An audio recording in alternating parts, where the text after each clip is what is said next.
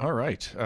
Welcome to episode 4 of Malware Mondays. I believe I have the mic unmuted this time, so hopefully we're ready to rock and roll here just right from the get-go.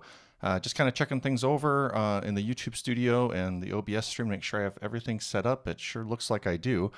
So welcome everyone. In this episode, we're going to really it's a continuation of the series, and that's what I meant these to be, that each one is sort of an independent look at a specific tool or a specific technique, but yet if you follow in the entire series or in the entirety, or even go back and watch the previous recordings, you should be able to really establish a good baseline of understanding core malware tools and malware analysis techniques. So that's the goal here. Just as a reminder, if anyone could drop in the chat if they can hear me okay. Yeah, okay, that sounds good. Just an outside confirmation that that my audio is coming through is always a bit helpful. Let's see. So today we're going to be talking about strings. Strings are very important because they are not only core to the how programs work, how they're going to interact with the operating system, creating mutexes, which we'll talk a little bit about today, connecting to domains or IP addresses, just any number of things, making HTTP requests. They're all very important. And so not only are they important for us to recover, but then from an adversarial perspective, they're important to oftentimes protect. There's two things I usually look at and try to identify when analyzing any type of artifact, whether that's an Office document, a PowerShell script, a PE file, and that is where are the strings and where are the APIs. And if I'm having trouble discerning any of those, then you can start to begin to suspect a layer of obfuscation. And I'm going to use obfuscation as just a general term to say kind of the overarching method of hiding strings. The actual implementation can really vary. You can have encryption, you can have compression, you can have different techniques to break strings up. You can kind of have all of the above, and so it'll really depend on what you go ahead and start to determine through your analysis. Very similar. Hey Drew, thanks for the thumbs up, and Guillermo. So the same with APIs. You'll be able to kind of determine the presence or absence of APIs, and that can tell you something. And so just because you can't see strings doesn't mean you're out of luck. That's still, the absence of strings is still telling you something there. All right, so let's get into the actual topic at hand here today.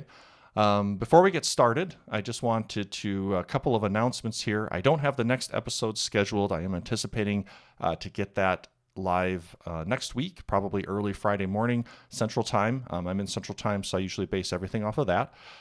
The website, if you go to the website, thecyberyeti.com, many of you probably on the stream will know, but I haven't made this too terribly public. At least I haven't been broadcasting this explicitly. There is Discord and Discord community. You can find a link off the website here towards the bottom of the homepage. There's also a link up in the primary navigation, and main focus there is on helping folks learn reverse engineering and malware analysis. So that's the main focus. There are, of course, some tangential topics, but that's it. It's all focused on learning. So if that's something that you're interested in joining to contribute, things that you've learned over the years, or if you're new and just looking for help, where do I get started? I don't understand this technique. I just need advice. This is the community that I'm trying to build for that. So please do consider checking it out. For today's artifacts, then, as usual, you'll find those on the right off of the training link here, Malware Mondays and Malware Mondays, so MM04, strings and floss.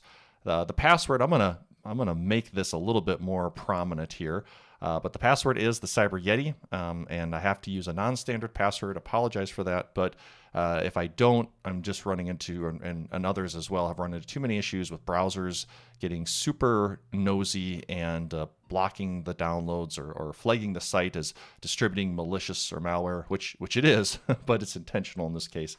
Okay,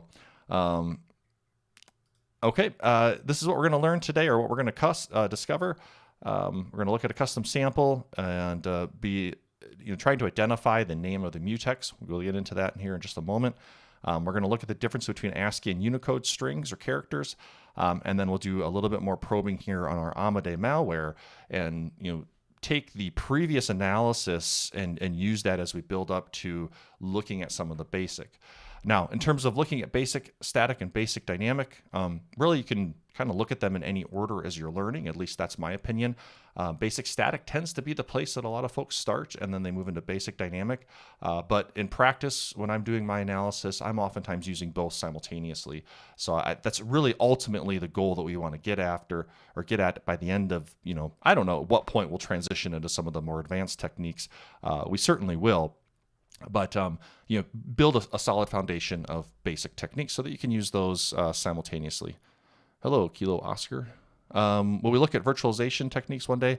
I plan on eventually someday getting to the much more advanced topics. We'll see how long I can keep this series alive.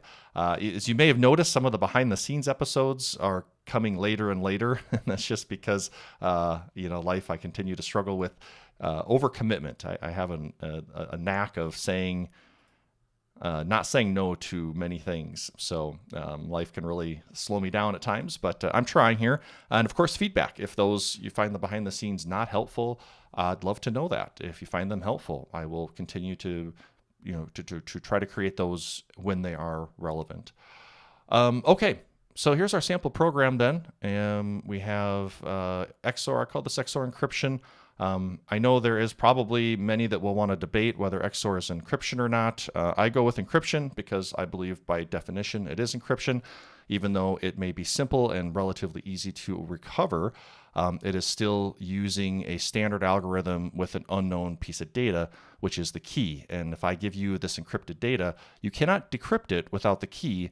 Yes, you can brute force it. That's what makes it easy. But again, by definition. So I'm going to use that terminology. If you want to debate that, feel free to drop some notes in the comments. I'm happy to do so.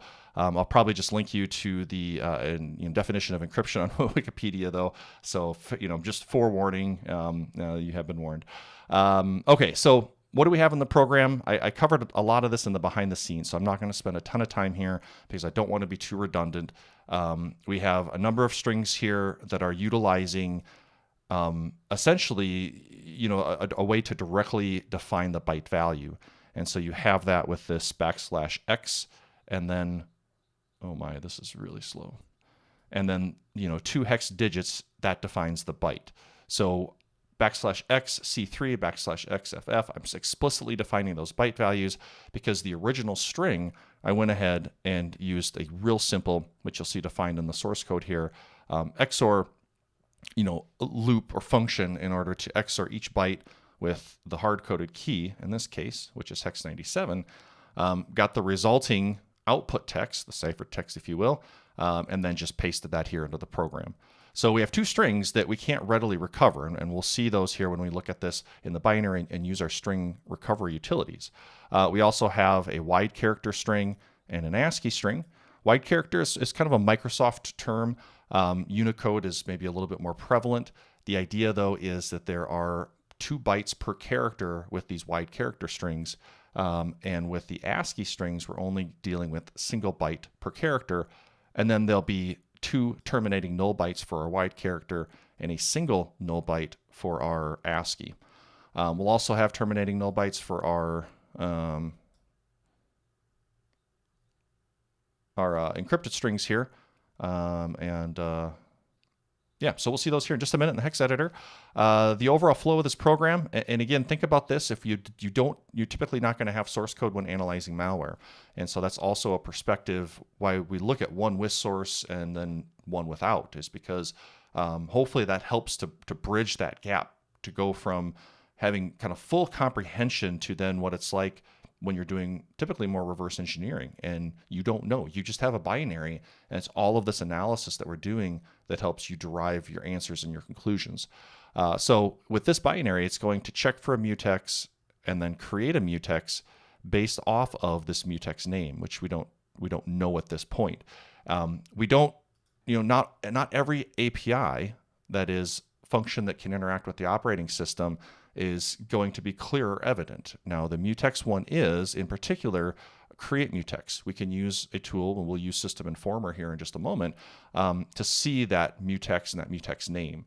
But this might be something that, especially absent strings. Strings can also tell us, kind of give us hints, or maybe even directly suggest type of functionality. If we see perhaps a user agent or parts of an HTTP request, we can anticipate HTTP activity. Mutexes are maybe a little bit harder because the name of the mutex can be quite arbitrary. And so there's, again, other ways in which we can determine that using both our static and our dynamic. Okay, enough about the source. Already compiled the program, and I have been using this VM multi-purpose here, so you'll have to forgive a few of those artifacts. You'll see that this is our, if I just scroll back to the top, this is going to be where our PE file is. So there's our magic bytes 45A. And if we just do a little searching here, I know some of the strings. This is an ASCII string, for example. You'll see this is where our strings are in fact defined. So probably the data section, or the read-only data section. We could confirm that if we wanted to parse the PE file format. I don't think it's quite necessary at this point. When you get into tools like IDA, you could trace the cross-reference to where the string is defined, and you'll see exactly what section this is in. But what's most important here is that we have the definition of our wide character string. And as you can see, 7400, 6800, right? Those are going to be the bytes that correspond to the wide character string. Now, if we go to the end of this string, you'll see that there is also our null byte.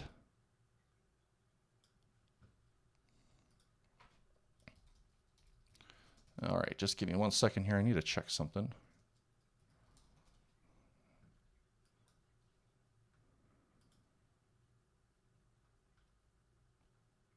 Of course. Okay. Following that, we have our ASCII string. Let's see if we can find this. Well, we can highlight this in the ASCII text here. And there's our bytes for our ASCII string, and then our null byte. Again, the most important part of this isn't necessarily to get, it's just that when we're exploring strings in the binary, we're going to use oftentimes utilities. I'm not generally looking at strings in a hex editor. And so those utilities will look for, bytes that are in the range of printable ASCII characters. And if the string utility is only looking for ASCII strings, well, you can see with our wide character strings that there are going to be null bytes essentially that are just included with each character, particularly for any strings that aren't using both bytes because of the language that's being used. So it's common for the English language set to only have one byte even in a multi-byte character to be utilized.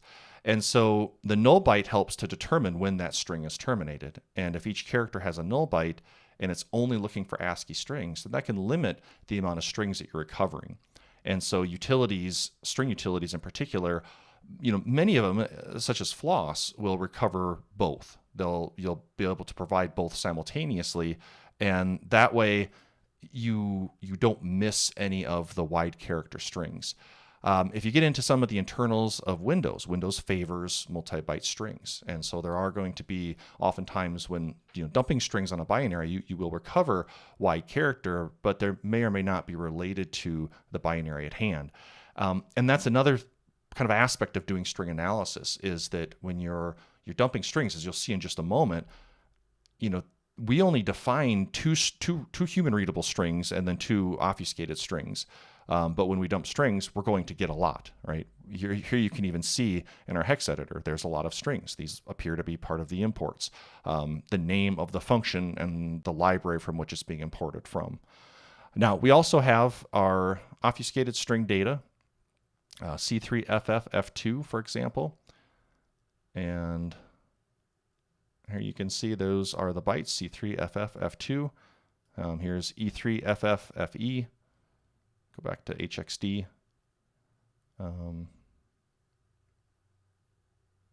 E3 FFFE. And the reason I paused earlier is because I just am completely drawing a blank on the byte order in these wide character strings. So I apologize for that. It's one of the many topics. This happens to me, especially it's happened to me more as I've gotten older, where I've known and thought about it for so many years that I don't think about it, and then I go to like present it again and I forget the proper byte order. Simple things. It's really embarrassing, but just to let you know, yeah, it can be one of those things. So in any case, it's either, well, now it's bothering me enough. I got to confirm because I'm just not trusting. I'm just not trusting myself. So let me just see. Unless anyone's got a quick answer in the chat.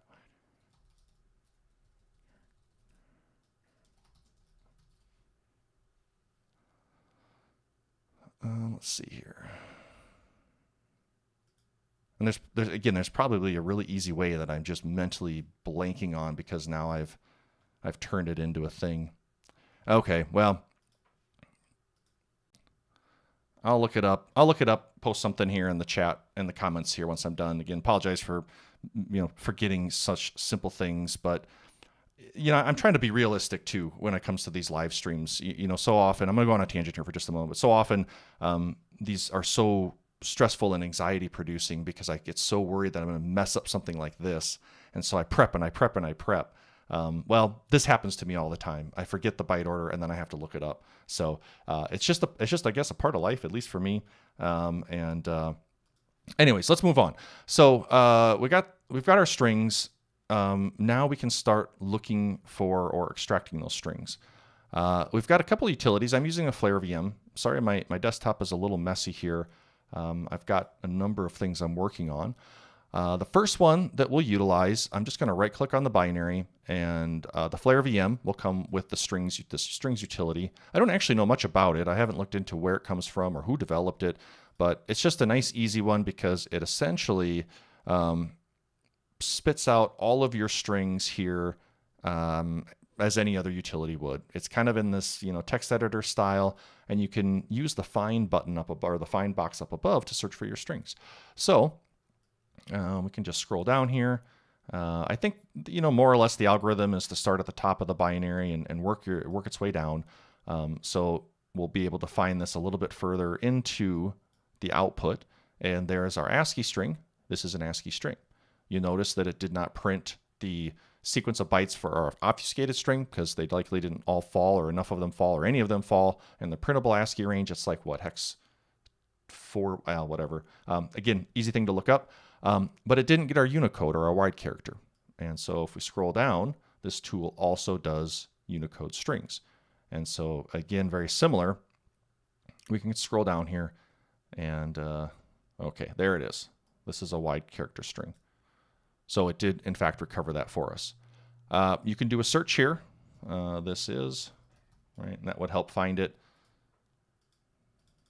depending on how the search works. So that's quick. That's pretty easy. Now, before you jump right into strings, I might actually take a look at this binary with a tool like Detected Easy. Detected Easy is, I think, becoming one of my go-tos for just quick triage kind of level of analysis. And let's see if I can make this a little larger. I've got plenty of videos in the channel here that cover Detected Easy. But one of the first things I typically glance at here is just looking for different signatures. Is there a known protector or packer? Because if there is, that's probably going to mean that strings and other important APIs are going to be hidden behind this layer of packing or code obfuscation. This doesn't appear. It just looks like a Microsoft compiled binary. You can see the compiler and the linker, both point to Microsoft. So then I might also look for things like strings. Right, we're already doing that. This is another way to look at strings. I don't particularly favor one tool over another except for FLOSS. We'll talk about FLOSS in just a moment. Usually with this initial analysis, I'm just grabbing anything that's easy. If I'm already in Detected Easy, I'll just use the strings in Detected Easy. This will give me some idea. Start thinking about that Amadey sample that we've been working with up until this point. We know that it makes HTTP requests. And so we could start filtering for things like the word get or post, because we know that that's emitted during execution because we've captured that network traffic. I don't see it here. And we're not going to see it in this one, of course. But when we look at the Amadey sample, we'll do that. We can kind of use that previous dynamic analysis to help us explore this binary. And if we're not seeing the strings or the evidence that we saw during that basic dynamic, during this basic static, then again, that can indicate some level of obfuscation or packing. You might take a look at the entropy. Again, we'll probably cover this in a little more detail when we talk more specifically about packing and obfuscation at some point. But generally, you can take a glance here. It's going to give you a measurement on the scale of 0 to 8, with 8 being the highest level of entropy measured. And you just have the different sections and then this overall kind of evaluation of saying not packed. So yeah, we'll talk more about packers in a future stream. Usually, though, just to answer your question quickly here, this is the easy button for me. I open a binary and detect it easy. If a signature matches, it'll show up here. Of course, that only matches on things that we know about and that somebody was willing to share a signature. So you can also start to create your own repository of Yara rules, for example. You can source Yara rules from wherever, internal your company, out on GitHub, and use those also as you build your own workflow to help detect to detect things that are unique or custom, or just Yara. It's the Swiss Army knife. It can detect all kinds of things, but packers and code protectors are definitely a big part of that. Okay, so let's see what else we have for utilities. Well, I've got a command line open, and strings utility. You can get this from sysinternals. So I just downloaded it today for the stream here. And we have the search for ANSI and Unicode strings, right? So it's saying essentially ASCII or single byte or multi-byte strings. And so strings will also be very similar to what we were doing previously. Let's see, blah, blah, blah. There we go. You'll notice that we just have to give it the name of the file, and then it starts spitting out strings. It's a little slow. It's a little hard to work with. There are, of course, other command line utilities that you could pipe this output through to do basically grep-like on Windows. You could also just simply redirect this to a file and then open it up in a text editor. Excuse me. That also would allow you to do more, I think, just a little bit easier finding and searching and grepping through the content. Now, output scrolling here kind of slow. I'm going to just terminate the process if I can. You'll see a lot of these strings. All right, I'm sure if we counted the amount of strings that were just output here, we'd have probably thousands of strings.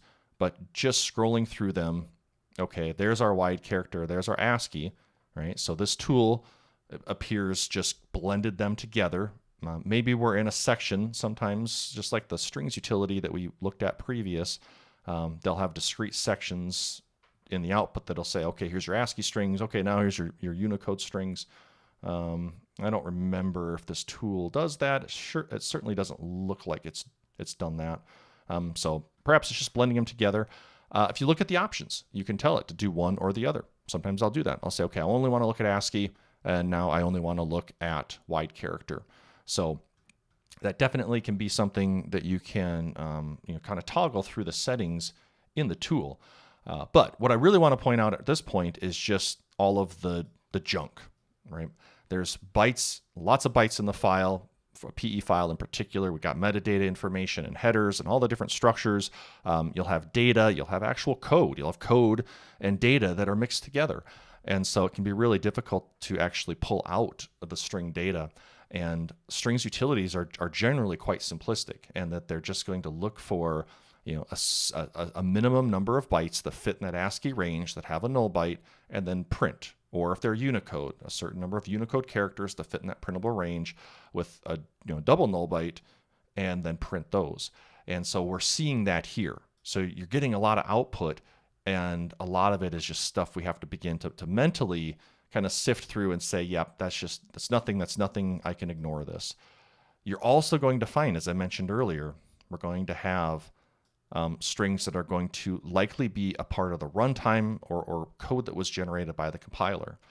And so, the import table, different information here that we have about the sections. There's just a number of different strings that will also just come through the process of compilation, and then the file structure that whatever you're analyzing is sort of encapsulated in. So that's also something that you have to start to sort of train your eye to see and get better at filtering out. How do you know what the string is actually used for? Well, we'll probably do this, at least a brief demo, but ultimately if I find a string and I'm just not 100% sure, I can't dismiss it as just a random sequence of bytes, or well, maybe not so random, but at least bytes that aren't actually representing a string, or something that I think was added by the compiler. You can look at the string definition typically in something like IDA and actually trace the cross-reference to see, is this used somewhere important in the binary? That is it used somewhere where I think the author wrote the code and it's not the compiler, or it's not just some random sequence of bytes that it happened to print. Like, here's a string, HBO, home box office, right? I really doubt that that's an actual string in this binary. Okay, another technique that can help from time to time, let's run the help information with strings -h argument. No, maybe without arguments. There we go. And you'll see -a for ASCII only. Let's see, -u for Unicode only, and -n for the minimum number. So you notice that a lot of that output were short strings. That's not a technical term. I'm just 2, 3, 4. Well, the minimum is 3. The default is 3. So 3, 4, 5 byte strings. We can filter those out. That's not to say that you might not find short strings that are important. But when I'm just doing kind of initial pass exploration of a binary, I might define this number to be 8, or maybe I do something really large like 12. And you'll see that certainly helps here to narrow down the results quite a bit less. And in this case, I still got the important strings that I was after. Important strings being the strings that were defined essentially within main of this sample program that we're analyzing. Okay, we still haven't recovered those obfuscated strings, so we still don't know what those are. And that's, again, we may or may not be able to recognize that. So let's run this program.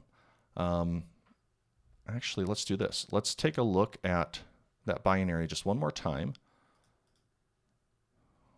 with detected easy. And the reason I chose detected easy, usually it loads pretty quick. I want to look at the imports.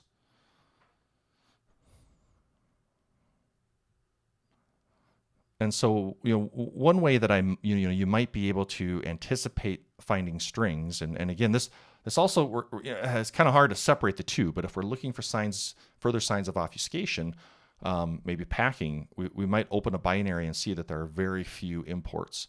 In this case, it's not packed, right? I just compiled it. It's only those 2 strings that are hidden.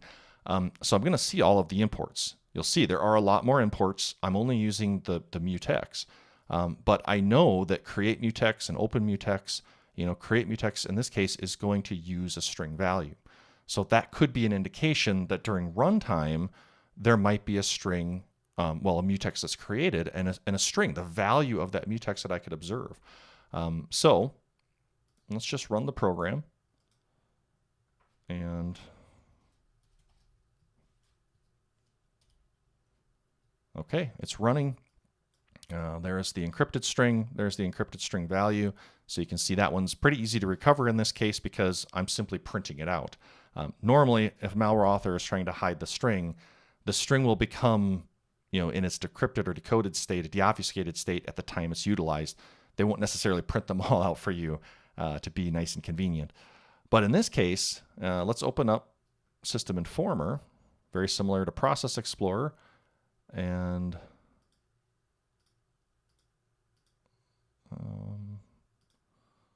let's see, here's Explorer, and then there's our executable. We can right-click Properties or just double-click that, and we have handles. And not only do we have handles, but now we can look at the mutants, the mutex, and you'll see there is this mutex, the Cyber Yeti, which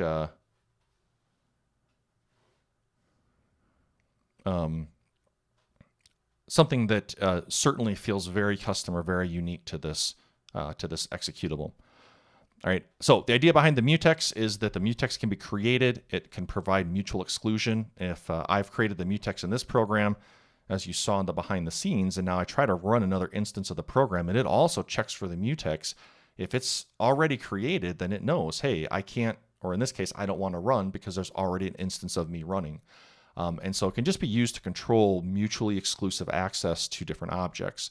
A handle is returned. You can think of a handle kind of like a pointer. At this point in time anyway, it just represents some object that is more detailed and referenced within the kernel. But it's all pretty well documented on MSDN here. And I don't want to get too off into the weeds on mutexes. I think this kind of basic understanding is all I've ever really needed when it comes to mutexes and analyzing malware. So I wanted to just add a little sense of realism to the program, and that this certainly could be a way that a malicious program would hide a string to create a mutex to help synchronize execution on the host system.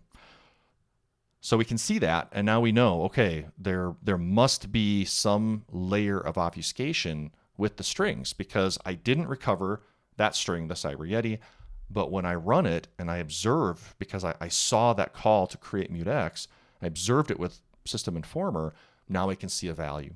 Right? So that would be a pretty good indication that there is some level of string obfuscation that's occurring. I've seen a number of things when it comes to string obfuscation. It's quite common to have a layer of packing and then strings still hidden once that layer of unpacking occurs.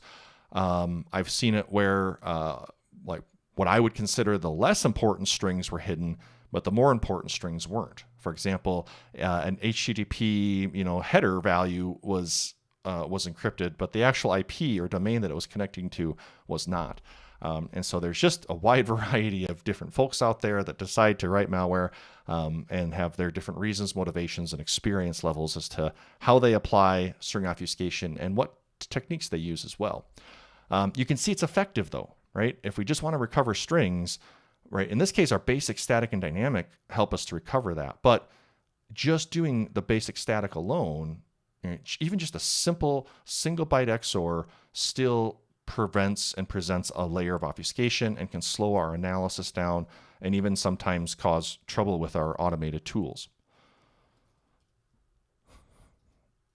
Okay, what about FLOSS? So FLOSS is a tool you can find on GitHub. It is developed and maintained by the Flare team at formerly Mandiant, now Google, and there are a lot of options here, right? So there's some pretty cool ones if you're dealing with Rust or Go binaries. We have different techniques. So it's going to extract normal ASCII and Unicode strings. Let's see, where does it define that?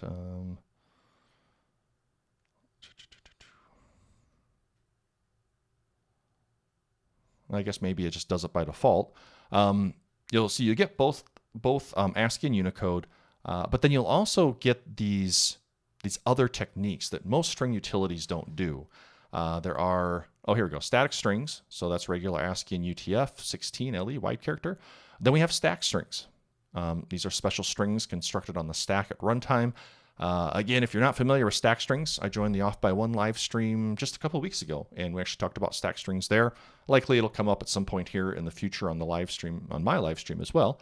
But they're just ways, techniques that break strings up and sort of build them directly on the stack. So they're a little bit harder, generally speaking, strings utilities, because you're going to see the string pushed on 4 bytes at a time onto the stack, or moved into the stack 4 bytes at a time. String utilities don't always recover them, and if they do, they don't recover them necessarily in their entirety. These are often found with shellcode, because you've got to oftentimes build your shellcode and your strings on the fly. There's a tight string. You'll have to read the docs to figure out exactly what that is. And then we have decoded strings, which are strings decoded in a function. So again, not 100% sure. I haven't looked at the docs or the source on how that one works. The kind of the practical takeaway is if you just run FLOSS, you might recover more strings. So let's go ahead and run it on our binary, and You'll see it's going to take a little bit. Now, the reason that it's taking a little bit is because it is doing essentially disassembly and emulation of the program. And so it is trying to do far more and reach a far more deeper level of understanding with what the program's doing to help you recover strings. Now, one of the important things to keep in mind then is, when a strings utility recovers those ASCII and those UTF-16 strings, that means that nothing special was done. Those are not obfuscated, and they're just there ready to be recovered at the state in which that file is, right? So a PE file that we get, we don't unpack it, that initial state on recovering strings, that tells me something about the file. Maybe there is no string obfuscation, maybe there is no packing. When it comes to utilities like FLOSS that now try to use special techniques to help decode, right? We want to be able to identify in those sections if it was a decoded string. And you'll see from this output, it's very clear. You can also, through those options here, you can tell it to only do the stack or the tight or the decoded. And if it recovers those, that means it had to do something special in order to recover those strings. So you are probably dealing with some layer of obfuscation there. Okay, this takes just a moment. This catches me off guard every once in a while, but I've got the cursor in my terminal. So it says select up here in the title bar. That means it's waiting for me to release it. So essentially I had it on pause. While that's cooking, I'm going to close this window here. I don't need that open anymore. Let's see, we could take a look at IDA, right? And let's say we had a suspicion with that open mutex, create mutex call. We know that those calls require the use of a string. And if you're not familiar, check out the documentation on MSDN. It'll clearly define the arguments and the types that it expects. So I took that binary, put it into IDA, and if you look at the imports here, we can just start typing. Let's type open mutex. Okay, we can double click. This will follow us to the import table. Now, if you hit X for cross-reference, that'll take you to where it's called. Right? I did all that. Well, we know that it was called in main because, well, we have the source. Right? Normally, we don't. So I don't know exactly where open mutex call is made. I'm going to just trace the cross-references from the import table. Now you can see here's open mutex, and well, the third argument, right? Each push represents an argument in this calling convention. The first push is the last argument because they're pushed in opposite order, and that's our string. You'll see, oh, well, it's the byte. It's these bytes right here. It certainly looks obfuscated. I know that it has to be deobfuscated at runtime.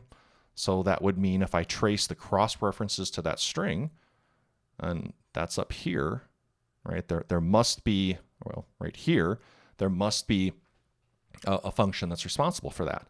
And since that same string, the pointer to it is pushed as an argument to this call 401000, that must be it, right? We can pop into that function. This is a for loop. Here's an XOR. So it must be an XOR.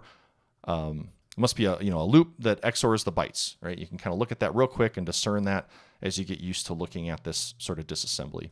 If you're not sure about these structures, I've got lots of videos on the channel that go through the different control structures to help you with that. I just wanted to show you that now through this more advanced static analysis, we could take the suspicions of I think there might be some obfuscated strings and not only make it concrete, but now we also know how to decode those, to decrypt them in this case, because we have all the logic here that we could extract. Okay, enough with IDA. Here we have our output. So I'm going to scroll back a little bit. You'll see with FLOSS, very clear delineation between the different type of output. So here's our UTF-16 strings, and I already scrolled by it, but you'll see towards the end here, this is a wide character. There we have stack strings, tight strings, and decoded strings, but you'll see that it didn't really recover anything. It did recover stack strings. I'm not sure what that is, right? It could be essentially a false positive, just in terms of there probably are no stack strings in this binary. I'd be really surprised if there were. Maybe there are, all right? And it's a little hard to know exactly because we'd have to dig into this particular string, try to figure out, okay, where is it actually defined, and maybe how is it utilized using a tool like IDA. But to me, it certainly looks like it's part of a legitimate word. So, but it feels like something I would certainly ignore just because of the context here. Same with these tight strings. These just look like gibberish. They probably are. So even though they're output, I wouldn't read too much into them. I don't think they're anything important at this point, and I would skip them. So, if we wanted to recover those strings, the next step is to get into tools like we did with IDA and identify now, because now we can begin to identify not only the strings for that create mutex, but we can identify all the strings that are used, that are encrypted, more obfuscated, and we can do a more comprehensive or complete recovery. Perhaps, though, the recovery through basic dynamic and just seeing that mutex and that mutex that was created with System Informer is enough, right? It depends. Something I learned a long time ago when I first got into software development and engineering. There's just so many variables, so many things. The answer depends on the entirety of the context and everything that you currently know. Okay, so I think that covers. Okay, yeah, thanks. You can get really lost in the sauce on IDA especially if you're not familiar. Right, so this is something that we'd certainly want to work up to and build up to, and kind of keep in mind, like, we're also trying to help you set, like, where do you hit your limits? Where does it make sense to stop trying to analyze something because you need more advanced techniques, you need more advanced knowledge, maybe you just need more time in order to understand that. And this can certainly be a wall where if you're not familiar with IDA at all, you're probably not going to just jump right into it like I did and try to make sense of it. As you become more familiar with IDA, you have this ability to jump in here and sometimes really leverage this tool and the disassembly to tell you, some of those concrete answers that you're looking for. So also keep that in mind, and that we'll probably get into more. And again, I have plenty of videos on the channel here that cover IDA and Ghidra, and just would help you get started with this if that's something you're interested in.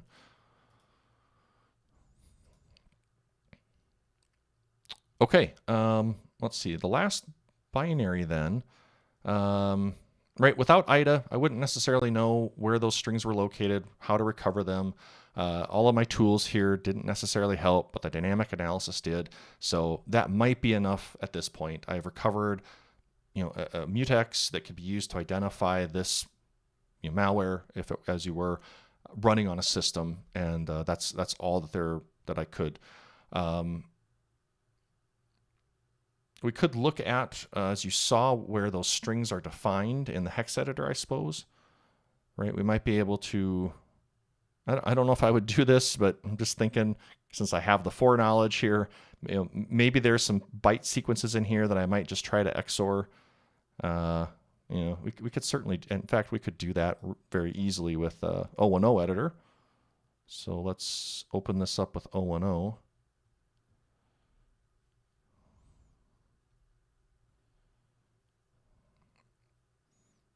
Every time I do a stream, I say my system's running so slow. Oh, yeah, let's just do this. And I'm going to upgrade or fix it or figure out why. And then I always forget until the next live stream. And it's a vicious cycle that I'm in. Let's see, we can do 010 or 010.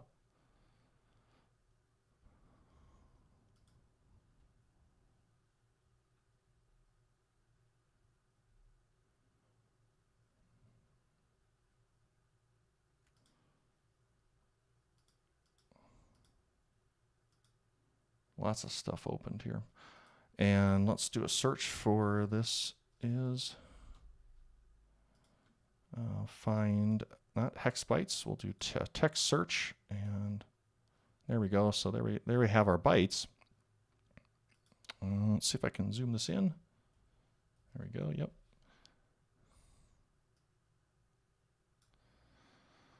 And we could extract, like if we thought this was potentially a string because it's in this area where where the other strings are defined, maybe in CyberChef we just brute force it. That would be an easy way. Sometimes XOR keys are leaked if it's XORing a blob of data that contains null bytes, like an entire PE file. In any case, if we know the key, if we disassembled it in IDA, we'd now know the key. And let's see here. I want to do the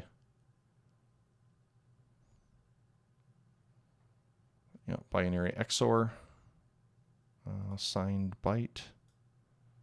We'll do a hex value. I think I said it was 97. 0x. I haven't done this in a while, so I'm kind of forgetting the. Oh yeah, 97. Well, maybe just look at the source. Yeah, hex 97.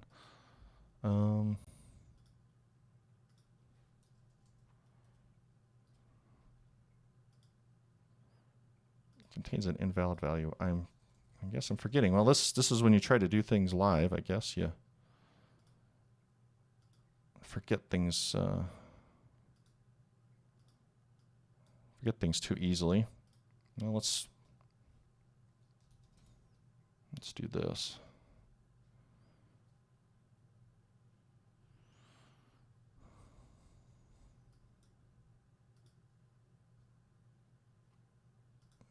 Okay.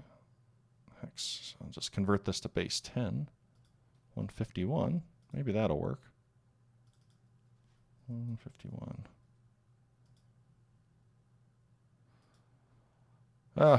I'm at a loss. Anyways, I don't want to waste a bunch of time on this. Gosh, that's 2 now this stream. But you could XOR decrypt those and I guess try to recover them. And that's my only point is like how much effort, how much insight, how do you know? And once you can't recover them, it can be very difficult to identify and really recover those obfuscated strings. You might have to go into more advanced analysis in order to come up with where are they used, what are the important ones, and how are they being obfuscated. So that was the whole point here. You can extract the bytes, you can XOR these with that single byte key and recover them. But again, you might not know that until you've done a little bit more advanced analysis using something like IDA. So that was all I was trying to get at there.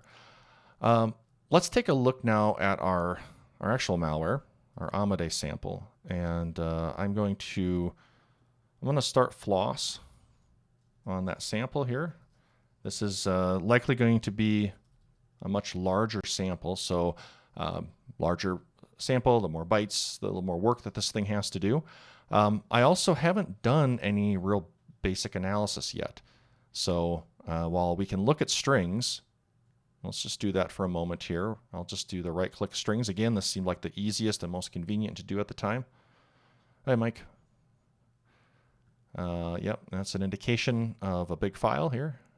Bigger, at least, than what we were dealing with.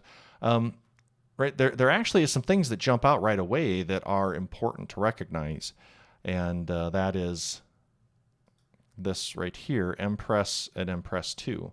And I say that because not only do these appear to be section names, and I say that because of the dot in front of them, but also it kind of tickles my memory of mpress. I think that's a code protector or a packer, maybe an old one, I don't know, but that sounds like something important. And if that's the case, and it is some sort of a packer or code protector, then boy, the rest of what I'm going to see here is really what I'm seeing. And that is a lot of these junk strings. There's just nothing here of any value, not even compiler-generated stuff that we saw earlier. With that previous binary, we still saw compiler-generated code and other aspects of the PE file that were quite helpful. Yeah, so I definitely think that we're dealing with a layer of packing and obfuscation just based off of the absence of those strings. And a bonus is, okay, come on. A bonus is that it looks like maybe through the section headers, this particular packer is identifying itself. Very similar to UPX. If you took a binary and packed it with UPX, UPX is easy to do because it's legitimate open source software used for both good and bad. But it also will, by default, use section names with UPX0, UPX1. And so those are kind of an easy tell for a UPX packed binary. Although there are, modified and kind of hacked versions of that help to mitigate that by changing those section names. So that's a good insight. Now, if we had taken a look at this with detected easy right before, you'll see the detected easy, it has signatures for the mpress packer. Right. And you can look at, if you click on the signature box, I'm not going to do it today, but if you're really interested, you can click on the signature box, and that'll show you where this signature is defined. So if you're curious as to what the logic is, I suspect if you go to memory map, that's going to show you your sections. The section name, which you can see right here, is mpress1, mpress2, right? So no point in my, typically a situation like this, there's no point really in trying to do any more basic analysis, basic static analysis, because I'm not going to recover anything useful until I get past this layer of packing. So we know from the previous episodes that this makes connections to a C2 server, it sends data, it receives data, processes commands, there's lots of useful strings. We didn't see any of those because of this layer of packing. So the lack of strings helped us. And then the bonus was we had very clearly defined section names. This is not an old sample of Amadey, by the way. At least it's one that was recently submitted to the Malware Bazaar. I guess I haven't looked at the history. Maybe it's been floating around in the world for years, but it has relatively recently been uploaded from in the wild as it being distributed in some way, shape, or form. So that's the challenge there. If we go back to FLOSS, oh boy, it's still cooking here. Oh, that's because I have the thing. All right, so it's still cooking. But just in the off chance that this doesn't finish here a reasonable time, and part of the performance is likely something with my VM. So don't take that as an indication that this is a slow tool. It is likely doing more work because there's just more code to go through this packer and this packer's logic. But this VM is also a bit sluggish and non-responsive at times. But it's not going to recover anything, right? There's a layer of packing, and it's like at this layer, typically the strings aren't hidden because they're all just sort of encapsulated in the packing. Whatever is unpacked, you might still deal with a layer of string obfuscation. But there's nothing that's going to be recovered here. So the end result, if it finishes here shortly, you'll see is very similar to what we saw with the previous string utility. Just a bunch of nonsense. There's no tight strings, there's no stack strings, there's no decoded strings. That tells us we have to get through this layer of packing. If we didn't have clear identification, if we didn't have a clear signature that said, oh, this is UPX or this is mpress or this is VM protect, well, then again, you're either relying on your dynamic analysis to help, or you're possibly now starting to think about cracking IDA open and trying to figure out what's going on. Dynamic analysis can be a great utility here. Again, I don't want to get too much into all of the unpacking because there are a lot of options. There are sandboxes, there are unpacking services, there are a lot of techniques that can help with that. But you kind of hit that decision point where you have to make that determination. Okay, I've recovered as much as I can at this point. What do I have the time and the skills to do next, right? So that's what I'm trying to help use to set the boundaries here on these episodes. Okay, let's see. Let's do a manual unpack. Yeah, I think we'll get there with this sample. I think this probably will be a good one to continue the series and just sort of the natural flow of how I would analyze this and eventually get this sample unpacked. So stay tuned. I think that is absolutely on the horizon. I'm not sure what's going on with this, but again, I've kind of spoiled it already. We won't really get anything out of it. So any questions? It took about an hour. That seems to be about what I'm doing. I have a couple follow-ups, so I'll provide clarifications on those wide character strings and what I was flubbing on the 010 editor. I'll just put those in the comments below so that I can feel good that at least I provided everyone with a clear answer. And then, of course, if there are no questions, please stay tuned. Subscribe to the channel, set those notifications on. I'll make sure to get the next live stream up and running here, hopefully by next week. But hopefully I plan to do several over the course of the summer. So if you have any feedback for me, feel free to join the Discord, send me a message. I get a lot of communication, so I will likely be slow between LinkedIn and Twitter and X and Discord and email and everything. So not an excuse. It's just hard for me to keep up at times, but I will try my best to get back to you. It may be a few weeks, though, at certain periods of time, so apologize for that in advance. But thanks, everyone, for joining. That's all I have for the stream. Thanks, Mike. I appreciate the comment, and hope you all enjoyed it, and look forward to seeing everyone in the next stream.